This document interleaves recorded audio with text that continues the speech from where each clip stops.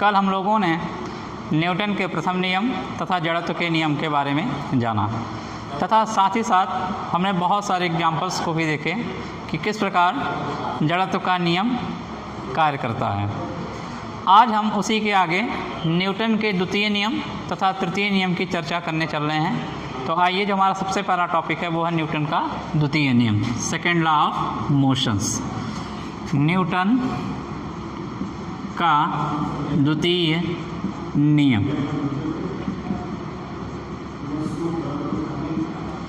Second law of motion. इस नियम की चर्चा कल हम लोगों ने थोड़ा बहुत किया था, आज विस्तार से इसकी चर्चा करते हैं। हमने आपको बताया था कि कोई एक वस्तु है मान लेते हैं और उस वस्तु का द्रव्यमान कितना है, यम है। जब हम इस वस्तु पर एक बल लगाते हैं एफ, ये हमारा जो लगाया जाने वाला बल है, इसे हम लोग आरोपित बल कहते हैं। जब हम इस वस्तु पर बल लगाएंगे तो जाहिर सी बात है इस वस्तु में गति आएगी, और गति आने का अर्थ ये हुआ कि वस्तु में त्वरण अवश्य उत्पन्न होगा। तो अगर उत्पन्न होने वाला त्वरण हम लोग मान लेते हैं कितना है, ए, तो यह जो आरोपित बल है ये वस्तु के द्रव्यमान तथा वस्तु के उत्पन्न जो त्वरण है उनके गुणनफल के बराबर होता है। तो हम इसे लिख सकते हैं कि वस्तु पर आरोपित बल F वस्तु के द्रव्यमान यम तथा उसमें उत्पन्न त्वरण ए के गुणनफल के बराबर होता है। ये बराबर क्या, अनुक्रमानुपाती होता है। अनुक्रमानुपाती होता है, यानी यह प्रोपोर्शनल टू यम ए। ये नियम कल आपको बताया गया था। आज हम इसी नियम पर चर्चा करने चलते हैं। तो जब हम वस्तु पर बल लगाते हैं तो सबसे पहली चीज़ जो वस्तु पर लगने वाला बल होता है वो वस्तु के द्रव्यमान पर निर्भर करता है। यानी कि मान लीजिए कि कोई एक वस्तु 1 किलोग्राम का है और कोई एक वस्तु 5 किलोग्राम का है, तो दोनों पे लगने वाले बल का जो मात्रा होगी वो अलग अलग होगी। हो सकता है 1 किलोग्राम वाले पे हमें 1 न्यूटन का बल लगाना पड़े, किंतु 5 किलोग्राम की जो वस्तु है उसको अगर हमें धक्का देना है तो उस पर हमें हो सकता है कि 6 न्यूटन का बल लगाना पड़े। यानी कि जितनी मात्रा में द्रव्यमान होगा उतनी ही मात्रा में हमें बल लगानी पड़ेगी। तो इस हिसाब से हम कह सकते हैं कि जो बल हमारा एफ होता है वो यम के अनुक्रमानुपाती होता है। यानी अगर हम इसे लिखें तो वस्तु द्वारा वस्तु पर लगाया गया बल एफ वस्तु के द्रव्यमान यम के अनुक्रमानुपाती होता है।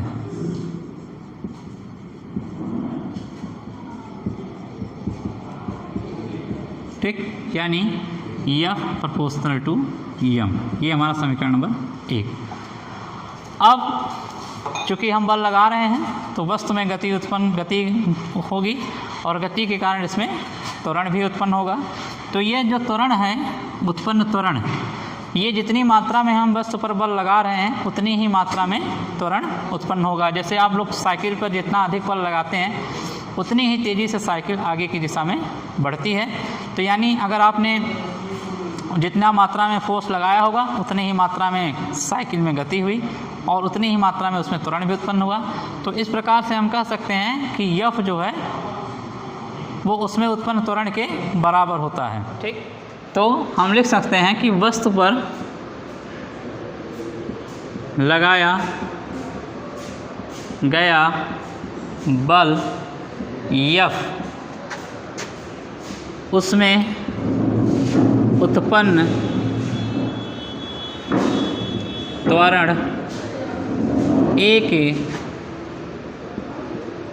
अनुक्रमानुपाती होता है।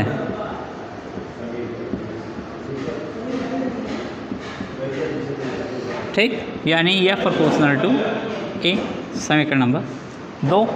ठीक है, तो अब हम दोनों समीकरणों को मिला देंगे, लिखेंगे समीकरण 1 तथा 2 से।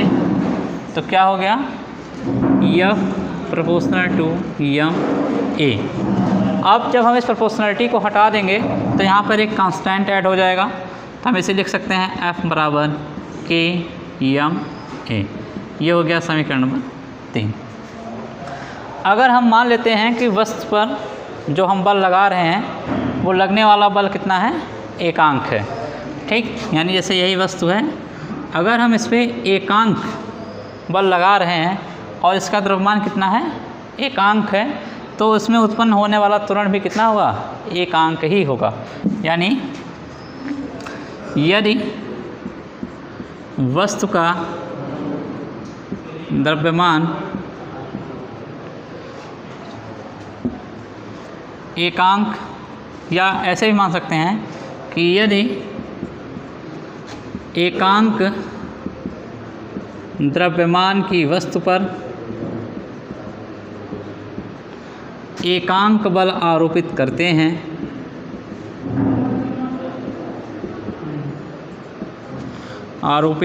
हैं तो उसमें उत्पन्न होने वाला त्वरण,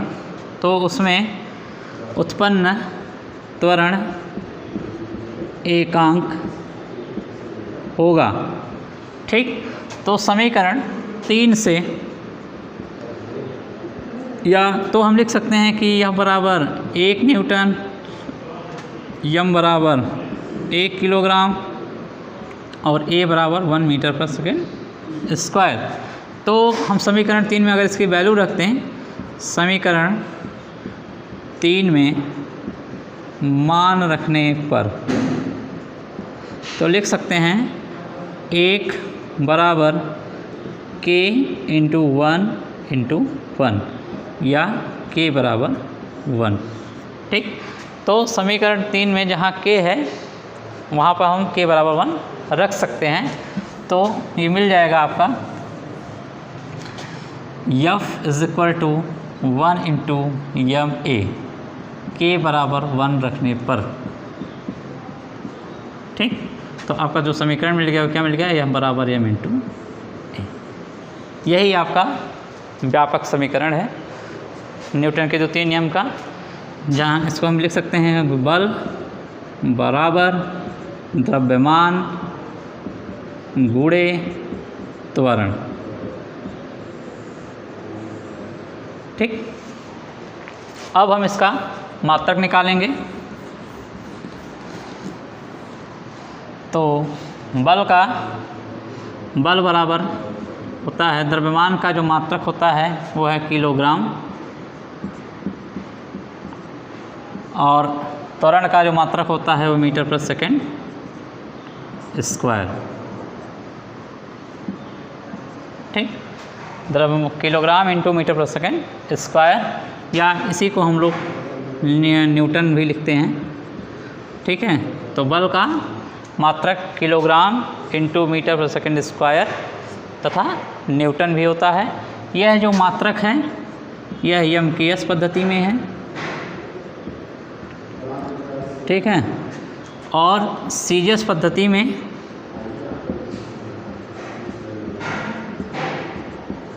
बल का मात्रक डाइन होता है, और 1 न्यूटन बराबर होता है 10⁵ डाइन। 10⁵ डाइन। ठीक, तो इस प्रकार से ये न्यूटन का द्वितीय नियम है। अब इसके कुछ उदाहरणों पर हम लोग चर्चा कर लेते हैं।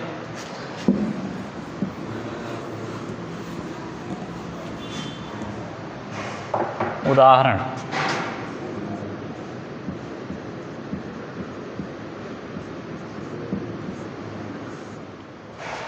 हमारा जो उदाहरण है, हमने आपसे बताया कि बंदूक से निकली गोली शरीर में घुस जाती है। जैसे आखिर इसका क्या रीज़न है, क्यों बंदूक से निकली हुई गोली शरीर के अंदर घुसती है? ठीक है, तो इसका रीज़न ये है कि जब भी बंदूक से गोली निकलती है तो बहुत उसका जो वेग होता है, जैसे यही गोली है, इसका जो वेग होगा वो बहुत अधिक होता है, और अधिक वेग होने के कारण ये शरीर के अंदर प्रवेश तो कर जाता है, लेकिन वहाँ पर पहुँचने के बाद इसका जो वेग होता है, वेग परिवर्तन होने के कारण शून्य हो जाता है।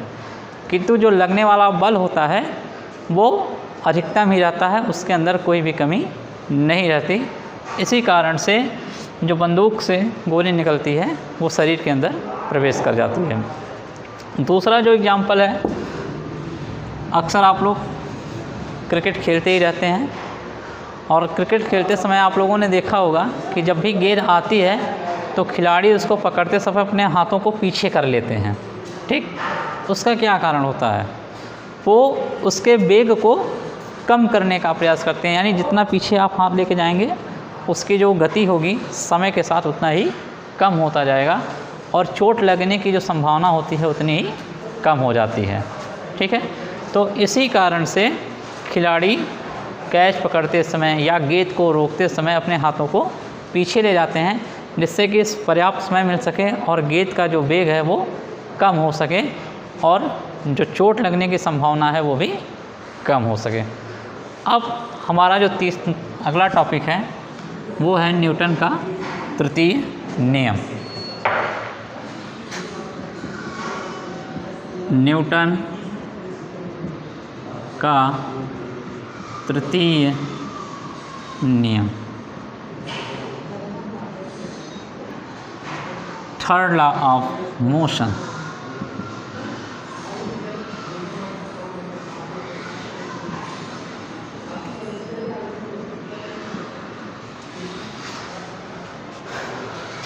तो बच्चों, थर्ड लॉ ऑफ मोशन को हमने आपको कल बताया था कि इसे क्रिया प्रतिक्रिया का नियम भी कहते हैं।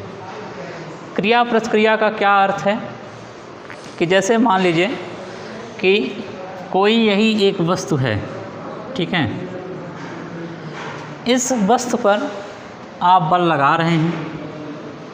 ठीक, मान लीजिए लगाया गया बल कितना है, F है, तो ये वस्तु भी उतना ही बल हमारे ऊपर भी आरोपित करती है, किंतु वो लगाया गया बल जो होगा वो विपरीत दिशा में होगा, लेकिन उसका जो परिमाण होगा उतना ही होगा। उसके अंदर कोई भी कम या ज़्यादा नहीं है कि आपने अगर 1 न्यूटन का बल लगा दिया तो ये जो पत्थर होगा, वस्तु होगा, वो आपके ऊपर 2 न्यूटन का बल लगाएगा। ऐसा नहीं है, जितना बल आप इस पर आरोपित करेंगे उतना ही बराबर मात्रा में या उसी परिमाण में उतना ही बल, कहें तो विपरीत दिशा में, वो वस्तु भी हमारे ऊपर लगाती है। इसी कारण इस नियम को, न्यूटन के इस तीसरे नियम को हम लोग क्रिया प्रतिक्रिया का नियम कहते हैं। तो इस नियम के अनुसार अगर इसको परिभाषित करें तो इस नियम के अनुसार किसी वस्तु पर यदि बल लगाया जाता है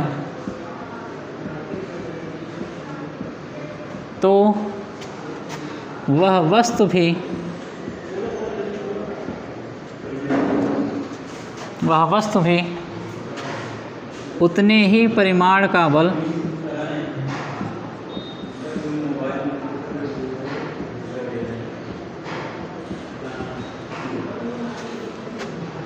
आरोपित करती है, किंतु वस्तु के द्वारा लगाया गया बल विपरीत दिशा में होता है। ठीक, यानी कि मान लेते हैं ये ऑब्जेक्ट ए है और ये कोई ऑब्जेक्ट बी है। इस ऑब्जेक्ट के द्वारा लगाया, यानी लिखें तो ए के द्वारा बी पर लगाया गया बल ये बराबर होगा किसके? बी के द्वारा, यानी बी के द्वारा ए पर लगाया गया बल, यानी ए के द्वारा लगाया गया जो बल होगा वो किसके बराबर होगा? बी के द्वारा लगाए गए बल के बराबर होगा। यानी अगर ए हो जाएगा एफ ए बी और ये हो जाएगा माइनस एफ बी ए। ठीक, हम ये माइनस चिन्ह जो है ये उसके विपरीत दिशा को शो करता है, यानी हम इसको लिख सकते हैं कि एफ ए वी बराबर माइनस एफ बी ए। ठीक, किंतु जो लगाए गए बल का परिमाण होगा वो क्या होगा? बराबर होगा। ठीक है, तो ये न्यूटन का हमारा तीसरा नियम था। अब इस पर हम लोग कुछ उदाहरण देख लेते हैं कि किस प्रकार से न्यूटन का जो तीसरा नियम है वो कार्य करता है। उदाहरण, बच्चों न्यूटन का जो तीसरा नियम है दैनिक जीवन में इसका बड़ा ही उपयोग है। एक प्रकार से अगर हम कहें तो न्यूटन के जो तीसरे नियम का अगर हम उपयोग ना करें तो दैनिक जीवन की जो हमारी ज़िंदगी है वो बड़ी ही कठिनाई भरी हो जाएगी, हम कोई भी कार्य नहीं कर सकते। जैसे सबसे अच्छा पहला उदाहरण हम लेते हैं कि हमारा पृथ्वी पर चलना। आप लोग पृथ्वी पर चलते हैं, हम सभी लोग, ठीक, तो हमारा एक पैर आगे की तरफ होता है और दूसरा पैर पीछे की तरफ होता है। अब आप लोग सोचते होंगे कि एक पैर आगे या पीछे क्यों होता है? इसका कारण क्रिया और प्रतिक्रिया का नियम ही है कि जब हम धरती पर चलते हैं, ठीक, तो हमारा जो पैर होता है वो पीछे का पैर उतना ही बल, जैसे हम आगे की तरफ बढ़ते हैं तो जितना बल हम आगे की तरफ लगाते हैं पीछे वाला पैर उतना ही बल क्या करता है? वो भी लगाता है। तो इस कारण से हम गिरते नहीं हैं। दूसरा जो एग्जाम्पल है वो है तैरते समय भी एक प्रकार से अगर हम कहें तो क्रिया प्रतिक्रिया का नियम जो होता है वो लागू होता है। जैसे जब हम पानी में कूदते हैं तो अपने हाथों के द्वारा पानी पर बल आरोपित करते हैं और उतना ही बल पानी भी हमारे ऊपर आरोपित करता है। या फिर तीसरा, जैसे नाव से उतरते समय या बस गाड़ी से जब भी हम उतरते हैं तो आगे की तरफ बढ़ते हैं तो उतना ही बल बस या नाव भी हमारे ऊपर क्या करता है? आरोपित करता है, जिससे हम आगे की तरफ बढ़ जाते हैं। बच्चों, तो ये हमारा न्यूटन का प्रथम, द्वितीय तथा तृतीय नियम था जिसको आप लोगों ने क्रम से देख लिया। अब हम इस पर कुछ आंकिक प्रश्न लगा करके देखते हैं कि किस प्रकार से न्यूटन के द्वितीय नियम पर कुछ न्यूमेरिकल्स पूछे जाते हैं। जिसमें पहला हमारा न्यूमेरिकल है कि किसी 8 किलोग्राम द्रव्यमान की गेंद में 6 मीटर पर सेकंड स्क्वायर त्वरण के लिए कितने बल की आवश्यकता होगी। तो न्यूटन का जो द्वितीय नियम है उसका फार्मूला आपको बता दिया गया है। क्या होता है? F बराबर m इंटू ए। इसी फार्मूले का यूज करके हमको न्यूमेरिकल लगाना होगा, या कहीं कहीं त्वरण नहीं दिया रहेगा, वेग दिया रहेगा, तो उस वेग से हम लोग त्वरण को निकाल लेंगे। ठीक है, तो आइए सबसे पहले इस प्रश्न में जो जो चीज़ दिया गया है उससे हम लिख लेते हैं। तो इसमें हमारा 8 किलोग्राम द्रव्यमान यानी यम का मान दिया हुआ है, कितना है 8 किलोग्राम, और त्वरण कितना है 6 मीटर पर सेकंड स्क्वायर, यानी ए बराबर है 6 मीटर पर सेकंड स्क्वायर। निकालना क्या है, बल, यानी कितने बल की आवश्यकता होगी, यानी एफ का मान निकालना है। तो इसमें सीधे सीधे जो गति का द्वितीय नियम है न्यूटन के, उसी का फार्मूले का यूज हो जाएगा। फार्मूला क्या होता है, एफ बराबर यम इंटू ए। तो यम दिया गया है 8 और ये दिया गया है 6, हो जाएगा 8 6 48, और आपको इसका मात्रक पता है किलोग्राम इंटू मीटर पर सेकंड स्क्वायर, या इसी को हम लोग न्यूटन भी लिखते हैं, तो आपको 48 न्यूटन, यानी एफ बराबर इतने बल की आवश्यकता होगी किसी भी 8 किलोग्राम वस्तु को 6 मीटर पर सेकंड स्क्वायर त्वरण उत्पन्न कराने के लिए। अगला प्रश्न है कि उस बल की गणना कीजिए जो एक कार का वेग विरामावस्था से 20 सेकंड में 40 मीटर पर सेकंड करके द्रव्यमान कार का जो है वो 4000 kg है। तो अभी हमने आपसे बताया कि इसमें त्वरण नहीं दिया गया है, तो जब त्वरण नहीं दिया गया तो सबसे पहले हम त्वरण निकालेंगे। तो त्वरण बराबर होता कितना है, वेग परिवर्तन बटे समयांतराल, यानी v minus you upon T. ठीक है, तो अब यहाँ पे जो कार है वो विरामावस्था से चल रही है, यानी प्रारंभिक वेग कितना है, u बराबर 0, और समय कितना ले रही है, t बराबर 20 सेकेंड, और अंतिम वेग कितना है 40 मीटर प्रति सेकेंड, यानी v बराबर कितना है 40 मीटर प्रति सेकेंड। तो यहाँ से हम सबसे पहले त्वरण a निकाल लेते हैं। तो कितना हो गया 40 माइनस 0 बटे 20, यानी 40 बटे 20 काट देंगे तो आ जाएगा 2 मीटर पर सेकेंड स्क्वायर। तो ये हमारा त्वरण निकल गया। अब आप बड़ी आसानी से द्रव्यमान यानी यम दिया हुआ है कितना 4000 kg, ठीक, और बल की गणना आपको करनी है, तो यानी आप जो फार्मूला लगाएंगे एफ बराबर यम इंटू ए। तो यहाँ से 4000 गुणे 2 यानी 8000 न्यूटन, यानी एफ का जो मान हो जाएगा 8000। अगर ए नहीं दिया है तो इसी फार्मूले से आपको त्वरण निकाल लेना होगा, और निकाल करके आप यह बराबर यम ए का प्रयोग करेंगे तो ज्ञात हो जाएगा कि कितना हमें न्यूटन बल लगाने की आवश्यकता है। देखिए अगला प्रश्न है, किसी 10 ग्राम के द्रव्यमान में 5 मीटर पर सेकंड स्क्वायर का त्वरण उत्पन्न करने में अधिक बल की आवश्यकता होगी, या 40 ग्राम के द्रव्यमान में 5 मीटर पर सेकंड स्क्वायर त्वरण उत्पन्न करने में। आपसे यहाँ पूछ रहा है कि कोई एक वस्तु है, यानी 2 वस्तुएं रखी गई हैं 10 ग्राम का और 40 ग्राम का, यानी यम1 कितना दिया गया है 10 ग्राम और यम2 कितना दिया गया है 40 ग्राम। ठीक, तो अगर इसे हम किलोग्राम में कन्वर्ट कर लें तो इसका मान हो जाएगा 0.01 किलोग्राम और इसका मान हो जाएगा 0.0 किलोग्राम। अब ये आपसे पूछ रहा है कि अगर हम इस पर मान लीजिए कि F1 फोर्स लगा रहे हैं और इस पर F2 फोर्स लगा रहे हैं, F1 फोर्स लगाने पर इसमें उत्पन्न त्वरण कितना है, यानी A बराबर 5 मीटर पर सेकंड स्क्वायर, और F2 फोर्स लगाने पर जिसका वजन 40 ग्राम है या 0.0 किलोग्राम है, इसमें उत्पन्न त्वरण कितना है 5 मीटर पर सेकंड स्क्वायर। ठीक, प्रश्न आपसे ये पूछा गया कि किसमें हमें अधिक बल लगाना पड़ेगा, 40 ग्राम वाले में या 10 ग्राम वाले में।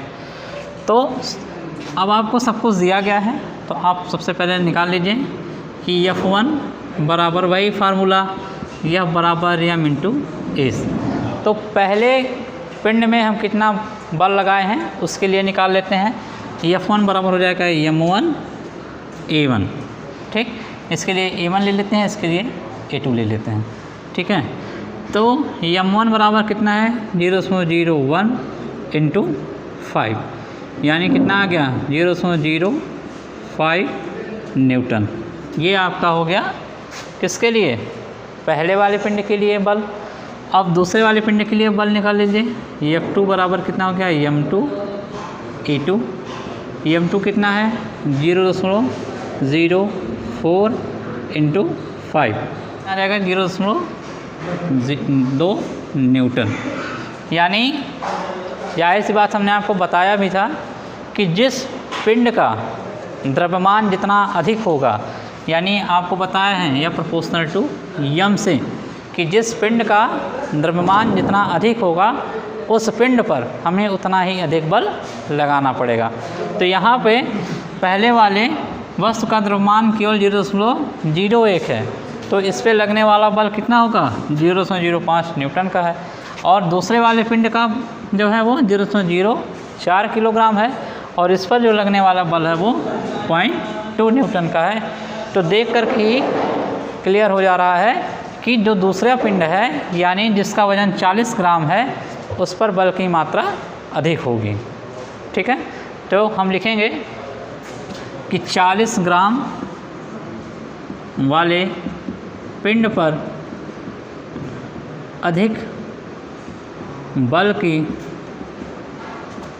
आवश्यकता होगी।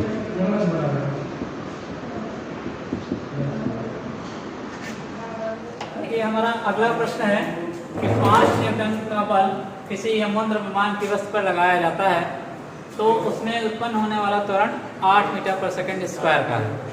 यदि दूसरी वस्तु है उतना ही बल लगाया जाता है, यानी 5 न्यूटन का, तो उसमें उत्पन्न होने वाला त्वरण 24 मीटर पर सेकंड स्क्वायर का है। कह रहा है कि यदि दोनों वस्तुओं को बांध दिया जाए, यानी जो अलग अलग द्रव्यमान के वस्तु हैं, पहला m1, इस पर लगने वाला बल अगर हम मान लेते हैं F1 बराबर 5 न्यूटन, तो उत्पन्न होने वाला त्वरण A1 बराबर कितना है 8 मीटर पर सेकंड स्क्वायर। जो दूसरा है वस्तु m2,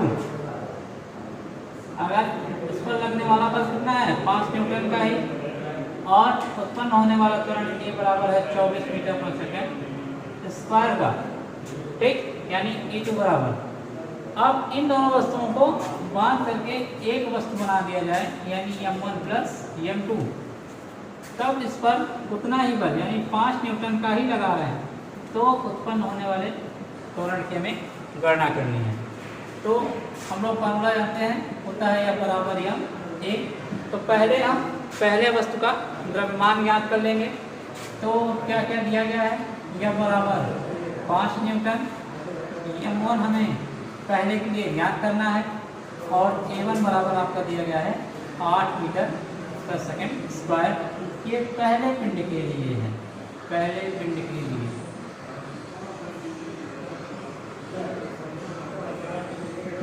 ठीक, तो यहाँ से m बराबर m1 A1, या m1 बराबर हो जाएगा F/A1, ठीक। तो F कितना दिया गया है 5, A1 कितना दिया गया है 8, तो ये m1 का मान हो गया 5/8, ठीक, किलोग्राम। अब दूसरा है दूसरे पिंड के लिए,